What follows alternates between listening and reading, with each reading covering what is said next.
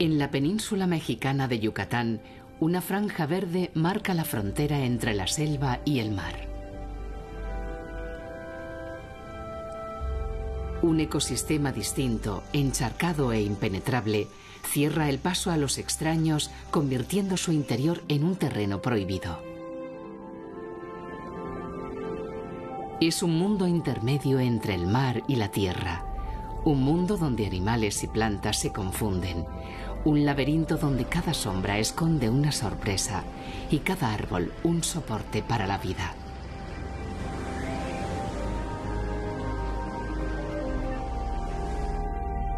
Durante generaciones se consideró a estos lugares un foco de enfermedades, un lugar hostil para el hombre del que no se podía esperar provecho alguno.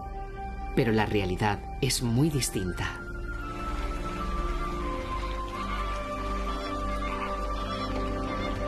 De este mundo incomprendido dependen millares de animales, desde los más insólitos y extraordinarios de su interior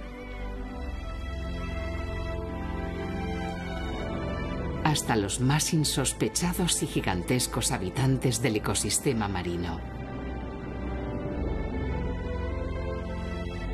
Este es el hogar de las sirenas que viera Colón al llegar a las costas de América. El refugio mexicano de animales que dieron lugar a algunas de las leyendas de los antiguos mayas. Los mismos mayas intuyeron el valor de este lugar hace más de 2000 años. Pero solo ahora, cuando hemos amenazado su supervivencia, nos hemos empezado a dar cuenta del extraordinario papel que realiza. Poco a poco estamos empezando a comprender los misterios que el intrincado laberinto de raíces guarda en su interior. Su increíble biodiversidad. El importante papel ecológico de este mundo repleto de vida. Es el manglar, el bosque más desconocido de México.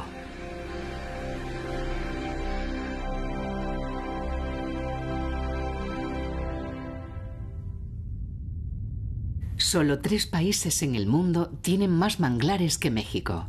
Casi 800.000 kilómetros cuadrados de sus costas están cubiertos por bosques de mangles. Y la península de Yucatán tiene la mayor parte.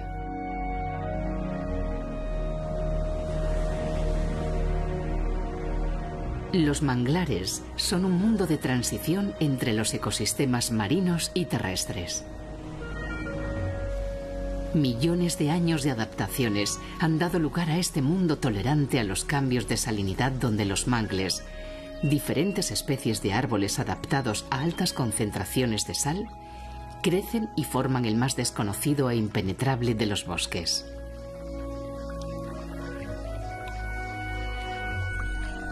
En la primera línea de costa, frenando el mar, los mangles rojos se fijan al suelo lodoso con enormes raíces. Estas raíces, como los cimientos de una catedral, fijan los árboles y frenan el embate del mar, permitiendo que otras especies de mangle se desarrollen en su interior. Frenando el mar, el bosque de mangles protege la costa y también la cambia profundamente.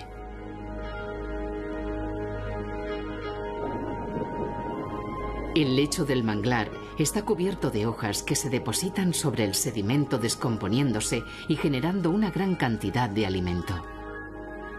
Una sola hectárea produce más de 10 toneladas de hojas al año, compitiendo en productividad con los mejores pastizales ganaderos. Y donde hay comida, aparecen los comensales.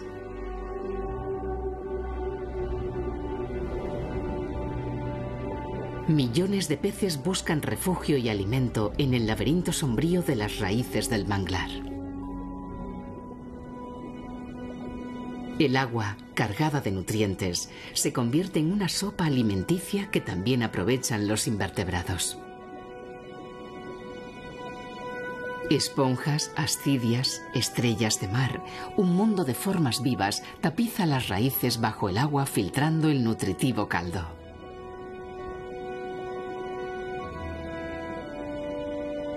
Aquí abajo, es difícil diferenciar entre el mundo vegetal y el animal.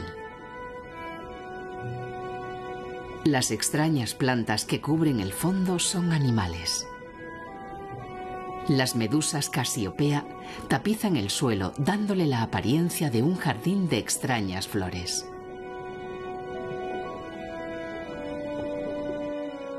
En el interior de los tentáculos de las Casiopea viven unas algas fotosintéticas con las que se han unido en simbiosis. Las algas alimentan a la medusa con el exceso de nutrientes y oxígeno que consiguen al hacer la fotosíntesis. Pero para hacerlo necesitan exponerse al sol. Y esto lo consiguen las Casiopea dándose la vuelta, apoyando su parte superior contra el suelo y exponiendo sus tentáculos a la luz solar.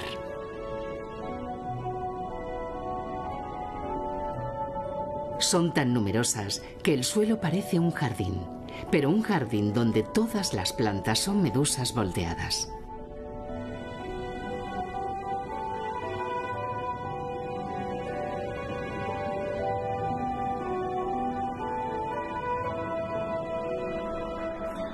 Los mayas que vivieron aquí llamaron al lugar Xian-Kaan, el regalo del cielo, y levantaron ciudades y grandes templos que marcaban una vía comercial entre las principales ciudades del Mayab. Los pobladores de estas ciudades conocían la riqueza que escondía el manglar y que iba mucho más allá de los seres que vivían bajo el agua. Las islas tapizan las grandes lagunas costeras del manglar. Son masas de mangles que sirven como lugar de descanso a una gran variedad de aves.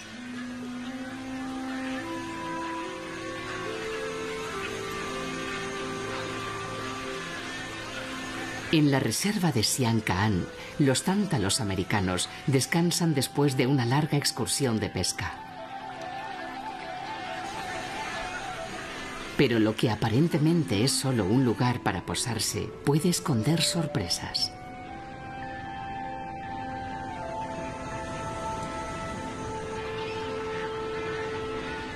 En el interior de muchos de estos islotes, las aves buscan intimidad y protección para hacer sus nidos y traer al mundo a sus polluelos.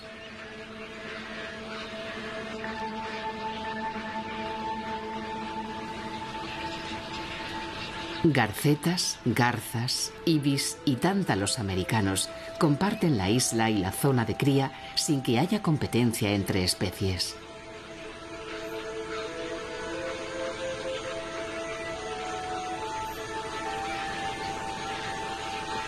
Aunque eso no quiere decir que no haya ciertos roces cuando un padre se equivoca de nido.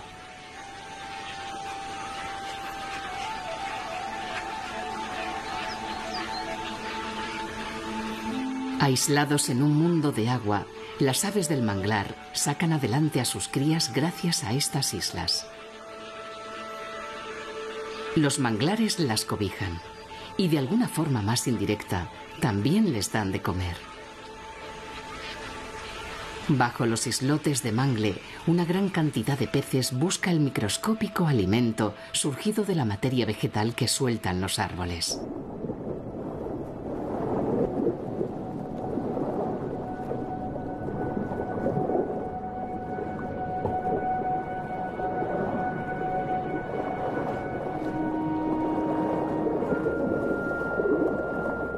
Los peces de pequeño tamaño se juntan por millares bajo estas islas y atraen inevitablemente a los grandes cazadores del manglar. Barracudas y tarpones merodean las aguas poco profundas que rodean las islas.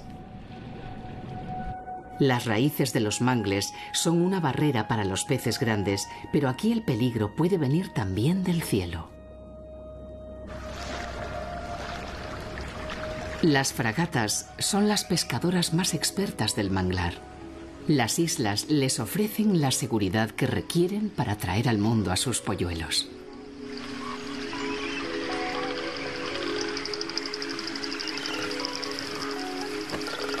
Las raíces de los mismos árboles donde hacen los nidos son un refugio para los peces y se convierten así en una despensa permanente.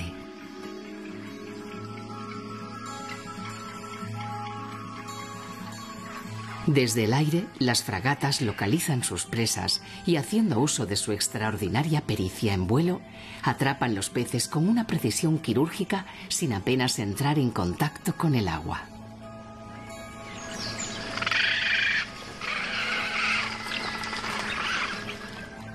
Solo tocan el agua con la cabeza, un poco con el pecho y en contadas ocasiones con la cola.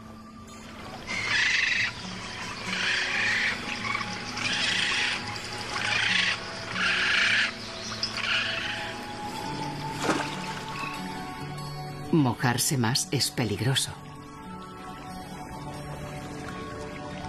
Esta forma de pescar tiene su razón de ser.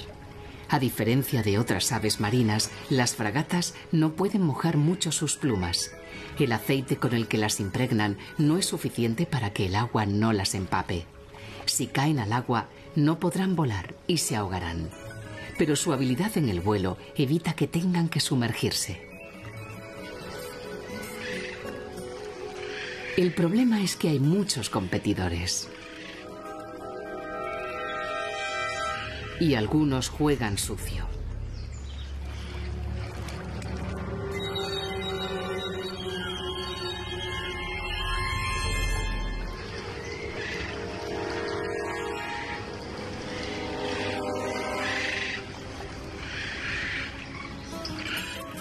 Esta vez tuvo suerte.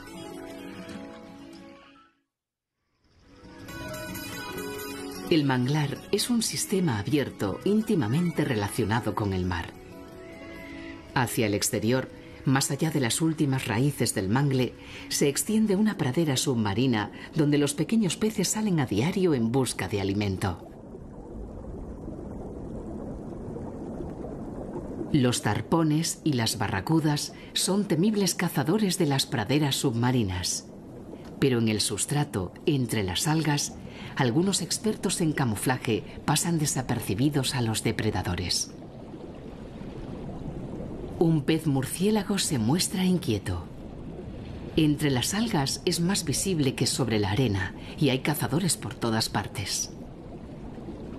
No sospecha que, con su extraño aspecto, ninguna barracuda pensaría que es un pez viéndolo desde arriba.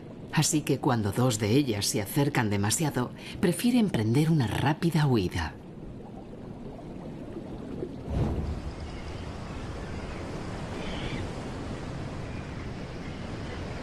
Las crías de diferentes especies de peces migran cada día del manglar a esta zona de pastos submarinos y durante la noche vuelven a la seguridad de las raíces.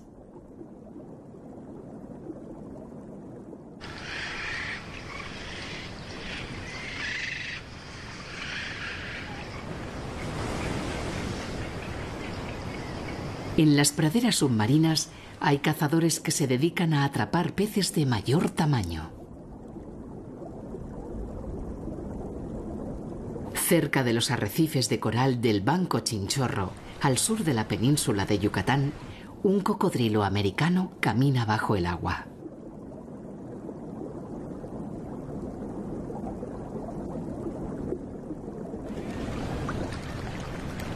Los cocodrilos americanos pueden llegar a sobrepasar los 5 metros de longitud, lo que los convierte en los mayores cocodrilos de América.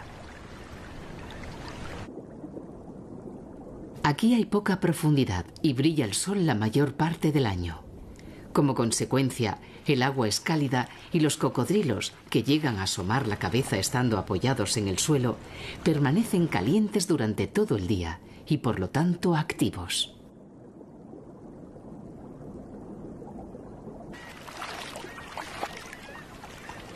Los cocodrilos jugaban un papel relevante entre los mayas.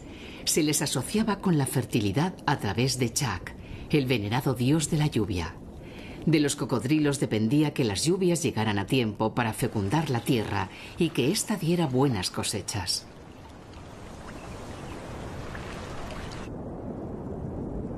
Hoy la representación de Chac en la tierra lleva una vida apacible en las praderas submarinas del Banco Chinchorro.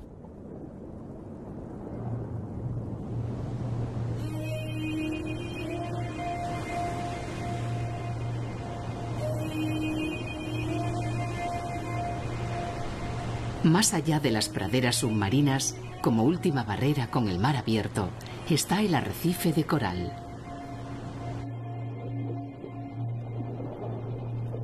A pesar de su exuberante aspecto, este es un ecosistema muy pobre.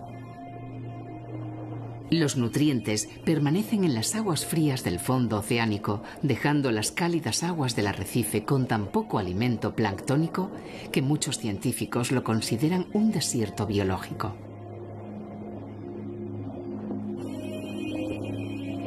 Y sin embargo, la vida se multiplica en organismos de todas las formas y colores imaginables.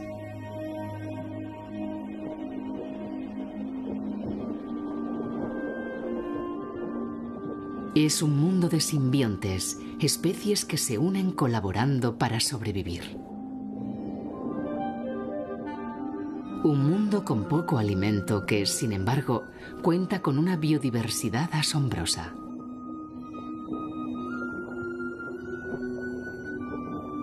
Los predadores del arrecife son muy numerosos. La mayoría de las especies que viven aquí se protegen de ellos escondidos entre las rocas y el esqueleto calcáreo de los corales. Cada cueva, cada resquicio de este fondo irregular, se aprovecha como un refugio para esconderse de los cazadores. Otros más afortunados llevan a cuestas un escudo contra los cazadores.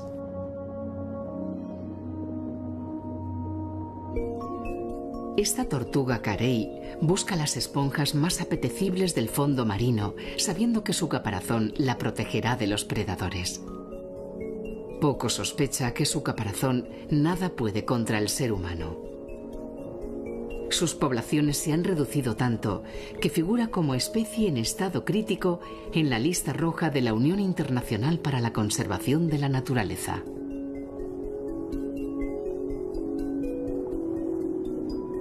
Las esponjas constituyen la mayor parte del alimento de las carey del Caribe. Es parte de una dieta que incluye algas, anémonas, medusas y otros nigdarios.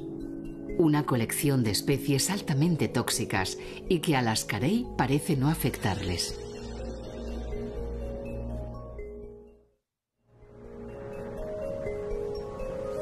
Las diferentes especies de tortuga que habitan las aguas del Caribe mexicano acuden cerca de la barrera de coral para aparearse. Cerca de la costa de la isla Contoy, una tortuga boba o caguama llega buscando machos a las aguas tranquilas del arrecife. Las tortugas no forman parejas estables ni grupos sociales y nunca se ocupan del cuidado de sus crías. Viven una vida solitaria en mar abierto. Quizás por ello se sabe muy poco de sus costumbres y sus ritos de apareamiento. Los competidores rondan a la hembra y buscan su oportunidad. Aunque la encuentren apareándose, no se dan por vencidos. Las tortugas marinas, como las terrestres, pueden almacenar el esperma de distintos machos durante largos periodos de tiempo. Se cree que es una estrategia reproductiva para sacar el mayor partido al apareamiento, que en el caso de las tortugas marinas se produce cada varios años.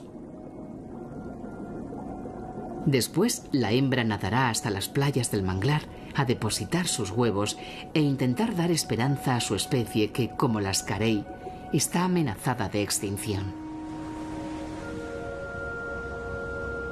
La mayor parte de las especies del exuberante arrecife de coral viven de los nutrientes que porta el agua y que en gran medida llegan precisamente del manglar. Las raíces del manglar frenan y distribuyen los sedimentos que les llegan de mucho más lejos, tierra adentro. Son el resultado de la erosión de unos ríos muy particulares, unos ríos fantasma. Una espesa selva cubre la península mexicana de Yucatán. Para ser una superficie tan verde, sorprende no verla surcada por un solo río. Sin embargo, los ríos están. Pero aquí, en este lugar de naturaleza sorprendente, se esconden bajo tierra. Y solo de vez en cuando, los ríos subterráneos abren un ojo a la superficie. A estos afloramientos se les conoce como cenotes. El suelo de esta selva es kárstico y por lo tanto está agujereado por infinidad de cuevas y galerías excavadas por el agua de los ríos subterráneos. Para los mayas, los cenotes eran la entrada al Xilbalbá, el umbral al inframundo. En algunos cenotes incluso se realizaban rituales y ofrendas. Las osamentas encontradas son testimonio de esta práctica. Este es un mundo aislado del mundo. Los animales de estos ríos sin luz evolucionaron de forma independiente, creando animales que solo viven en estas cuevas, animales ciegos y albinos adaptados a esta noche eterna. Las galerías oscuras canalizan el agua del interior del país hasta su desembocadura. Pero estos ríos invisibles no mueren directamente en el mar. Cuando los ríos subterráneos llegan al manglar, lo hacen a través de afloramientos en el suelo, a los que se conoce como ojos de agua.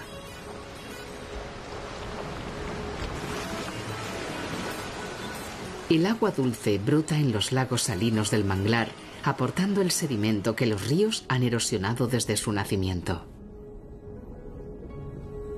Los sedimentos y la mezcla del agua dulce y salada atraen infinidad de peces que merodean el ojo de agua. El surtidor de agua dulce despeja la turbidez de la laguna y permite ver grandes bancos de pargos que llegan atraídos por la diferencia de salinidad, creando un incesante movimiento.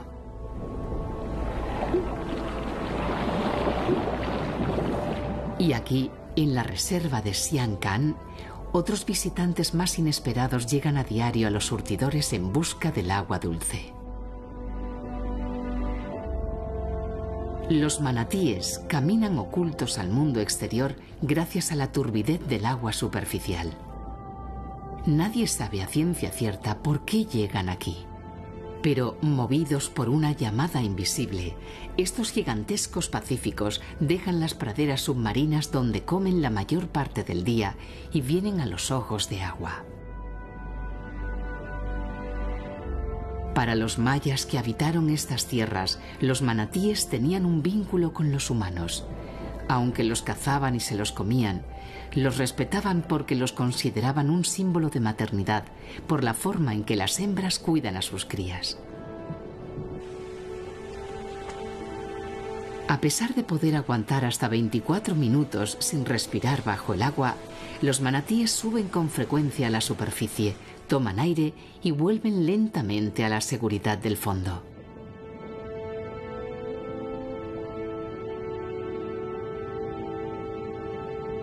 Los adultos superan los 3 metros de longitud y pueden llegar a pesar 1.600 kilos, pero a diferencia de la mayor parte de los mamíferos marinos, estos parientes lejanos de los elefantes necesitan que el agua supere los 20 grados centígrados para sobrevivir, justo el hábitat que encuentran en las cálidas aguas de los manglares mexicanos.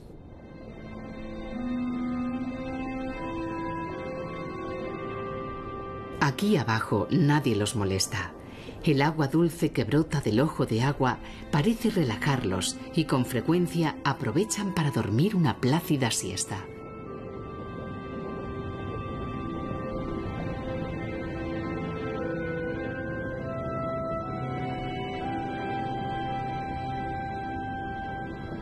Después, con calma, vuelven a las praderas submarinas para comer, impulsados por una cola plana y poderosa que sustituye a unos cuartos traseros que los manatíes perdieron con su adaptación al agua.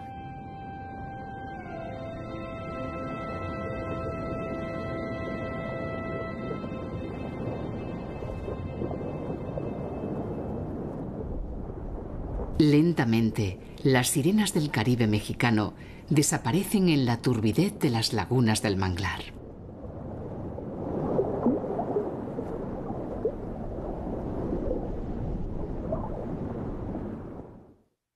Los sedimentos que los ríos depositan al desembocar en el manglar se van acumulando en extensas lagunas costeras. El mangle frena al mar e impide la acción erosiva de las olas. El resultado son enormes extensiones de inundación, donde el agua dulce y salada se mezclan creando un asombroso caleidoscopio de paisajes. Las lagunas costeras de Ría Lagartos se tiñen de diferentes colores en función de las concentraciones de una alga planctónica microscópica y una bacteria prehistórica adaptadas a las altísimas concentraciones de sal. Los hombres aprovechan la riqueza natural de estas salinas, dando lugar a una retícula asombrosa desde el cielo. En tierra, sin embargo, los manglares de Ría Lagartos son el dominio de la naturaleza.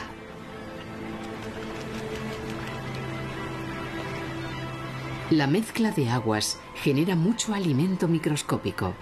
Proliferan las algas, las larvas, los pequeños crustáceos.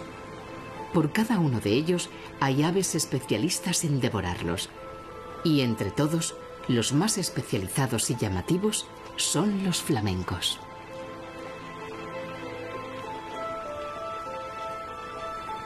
Viviendo en una área encharcada de alta concentración salina, los flamencos rosados necesitan bañarse con frecuencia en lagunas donde predomine el agua dulce.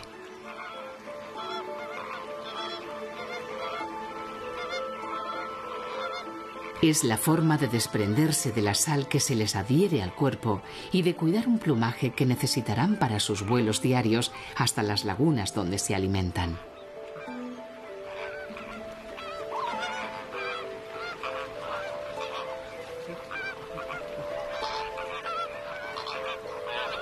Según van acabando de arreglar su plumaje, los flamencos emprenden el vuelo. La colonia se moviliza. En grupos pequeños vuelan hacia las extensas lagunas de la reserva, buscando lugares de poca profundidad donde encontrarán su comida. Para comer, los flamencos necesitan lagunas poco profundas, donde utilizan sus patas zancudas para revolver el lodo levantando sus presas casi invisibles. Entonces sumergen sus cuellos largos hasta el fondo y con sus picos especiales bombean y filtran el agua, atrapando a sus presas, en un proceso similar al que utilizan las ballenas para comer el krill. La mayoría de estos flamencos pasa gran parte del año en Ría Celestún, pero cuando entra la primavera, migran hacia Ría Lagartos para construir sus nidos y traer al mundo a sus polluelos.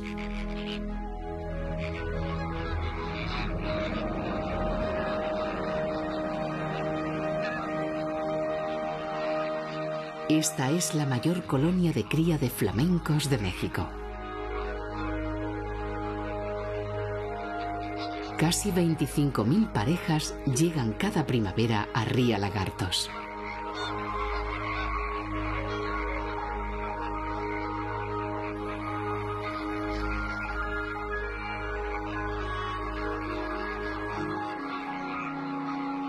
Los machos, de mayor tamaño, estiran sus cuellos en un desesperado intento por llamar la atención de las hembras.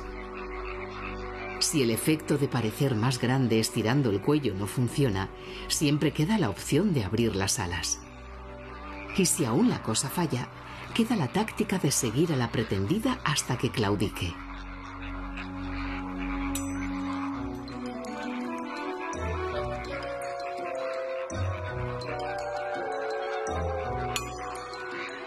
Son días de intensa actividad en la colonia.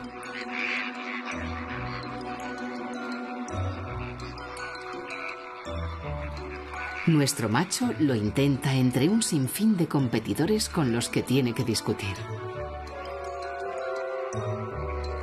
Hasta que la perseverancia da sus frutos.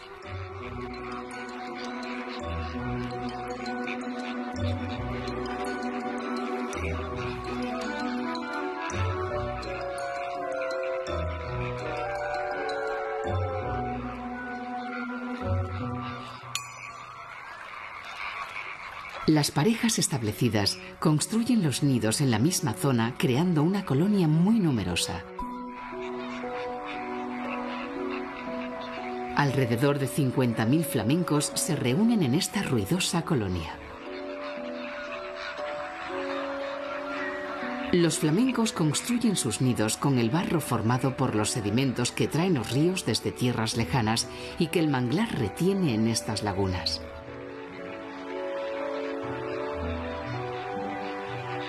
Cada pareja pone un solo huevo en su nido. Hay tantos nidos juntos y tal densidad de flamencos que con frecuencia se producen pequeñas riñas.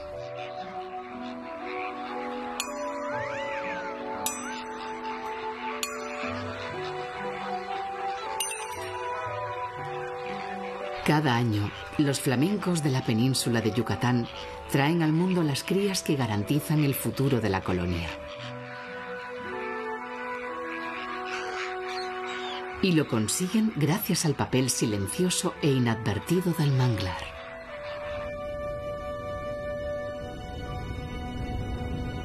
En las mismas lagunas donde los flamencos comen y crían a sus polluelos, una extraña criatura vive oculta entre los limos y sedimentos. Como surgidos de la prehistoria, los límulos o cangrejos cacerola aprovechan también la riqueza de los sedimentos que atrapa el manglar. Aunque se les denomina cangrejos, estas extrañas criaturas son en realidad parientes lejanos de los trilobites, una especie prehistórica más emparentada con las arañas que con los cangrejos. Los límulos se alimentan de gusanos y moluscos que viven en el suelo fangoso de las lagunas. A diferencia del resto de los quelicerados, el grupo taxonómico al que pertenecen cuentan con 2 grandes ojos compuestos a ambos lados de su concha. Otros 5 ojos más simples se disponen en la parte superior. En la parte ventral, cerca de la boca, otros 2 les ayudan a orientarse. Y una serie de sensores lumínicos en la cola terminan esta extraordinaria colección de ojos.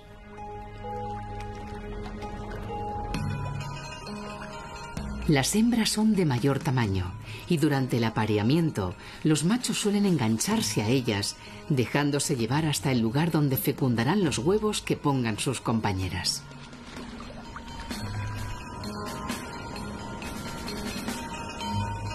Después de aparearse, los adultos buscan fondos con mayor profundidad. Las lagunas más cercanas al mar van cambiando y las algas proliferan paulatinamente. Es el lugar perfecto para que nuestra cacerola de mar pueda alimentarse y esconderse a la vez. Así que con una rapidez sorprendente emprende su camino. Bajo el agua, los límulos son mucho más ágiles que en tierra.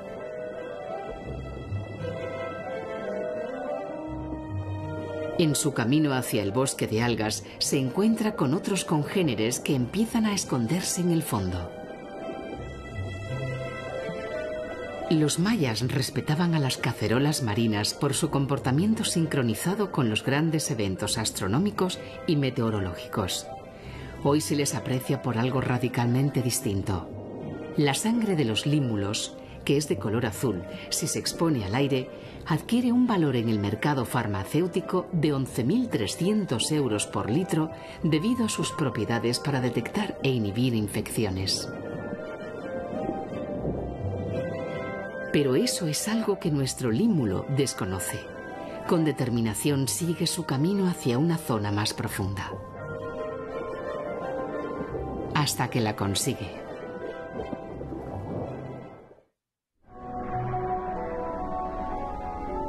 El manglar es un sistema abierto que protege la selva del interior y ayuda al arrecife. Muchos científicos consideran que si la selva es el pulmón del mundo, el manglar es su hígado y sus riñones. Un gigantesco filtro biológico capaz de purificar el agua que llega de los ríos continentales, fijar sus sedimentos y aportar agua limpia a la costa y al mar. Los sedimentos y las hojas de los mangles crean las condiciones para que miles de animales vivan y se alimenten bajo sus raíces. Parte de esos animales son tan pequeños que no se pueden ver a simple vista. Las aguas purificadas que vierten al mar desde el manglar van cargadas de pequeñas larvas y algas diminutas que se integran en el ciclo vital del océano, alimentando a millares de pequeñas criaturas invertebradas. También son el alimento de los pequeños peces del arrecife que atraen a peces más grandes que se alimentan de ellos.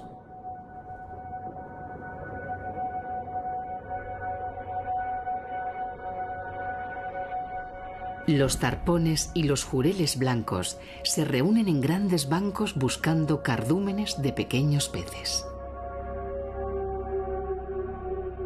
No son los únicos en acudir en busca de alimento, aunque curiosamente los mayores peces del arrecife llegan buscando los diminutos seres que aportan las aguas purificadas del manglar. Un tiburón ballena, el mayor pez del planeta. Los tiburones ballena acuden todos los años a las aguas del Caribe mexicano, bien entrada la primavera.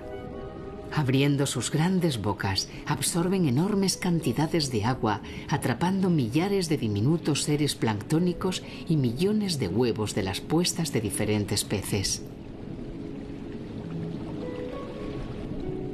Unos seres microscópicos que alimentan 14 metros y hasta 34 toneladas de pez.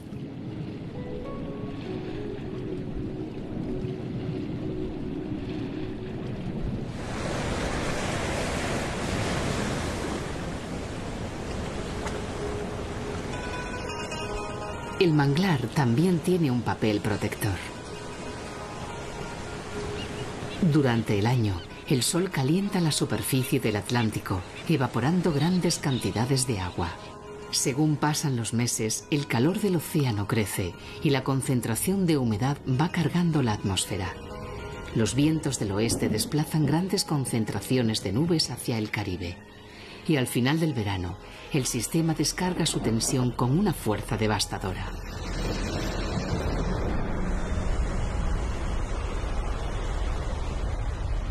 Un huracán.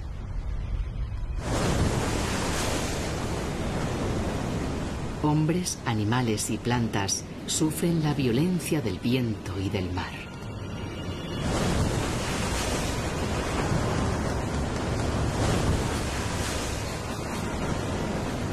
El arrecife frena en primera instancia el ímpetu de los huracanes, pero es el manglar el que disipa con sus raíces la energía del agua desbocada y absorbe la del viento enfurecido, evitando una devastación brutal tierra adentro. En el interior del manglar, las especies se protegen de la furia del huracán. Las aguas se enturbian, pero la vida se mantiene a salvo.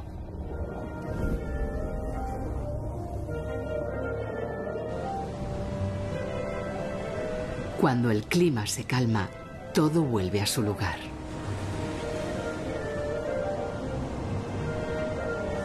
La fauna regresa y el manglar se llena de vida.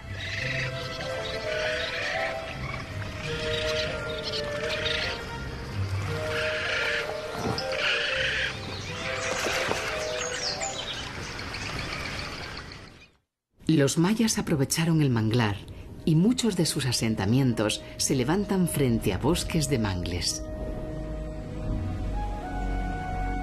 Su conocimiento del medio natural les hacía aprovecharse de diferentes especies del área encharcada. Cazaban aves, comían huevos de tortuga, pescaban sus peces y disfrutaban la carne de los manatíes.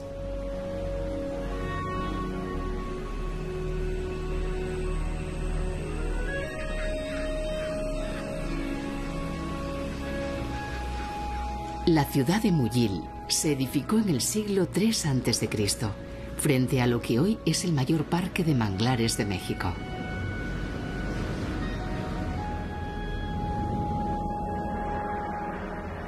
Los mayas comprendían que el manglar era una fuente de riqueza y un protector imprescindible para el desarrollo de sus vidas.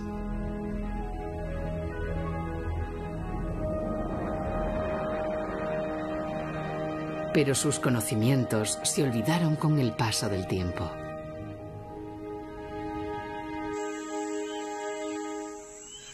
Los manglares perpetúan la vida del arrecife y las praderas submarinas.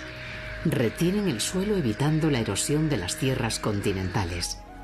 Protegen el interior del embate del mar y del viento. Y filtran y purifican las aguas continentales que vierten al mar. Se convierten así en refugio y fuente de alimento de infinidad de animales, grandes y pequeños. Y sin embargo, están desapareciendo.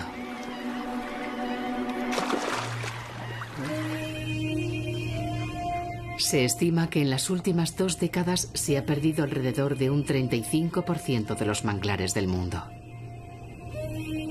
Según la Comisión Nacional Mexicana para el Conocimiento y Uso de la Biodiversidad en México, más de 90.000 hectáreas de mangles han desaparecido en el país en los últimos 30 años. Taladas para abrir paso a actividades agrícolas, ganaderas, acuícolas y turísticas.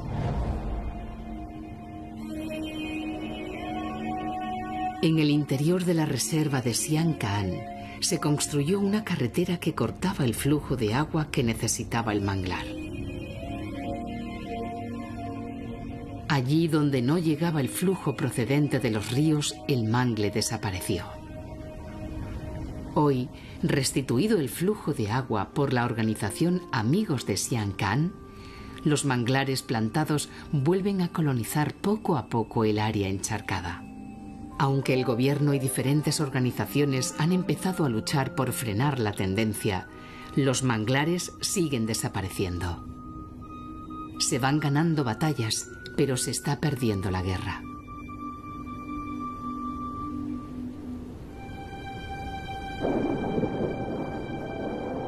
Ajenos al peligro que se cierne sobre ellos, los manatíes vuelven a la seguridad del manglar para descansar y dormir junto al ojo de agua. Bajo el agua, a su alrededor, millares de seres vivos se alimentan, se esconden, cazan, se reproducen. El manglar entero late con una vida extraordinaria que ocultan los mangles, como si quisieran proteger a sus criaturas de la ambición ilimitada de los seres humanos. Hoy, la misma especie que bautizó la zona como el regalo del cielo, amenaza su supervivencia. La supervivencia de todos los manglares, de sus especies, de su incalculable riqueza. Quizás nos hemos convertido en una especie tan necia que piensa que el poder económico es más importante incluso que el regalo del cielo.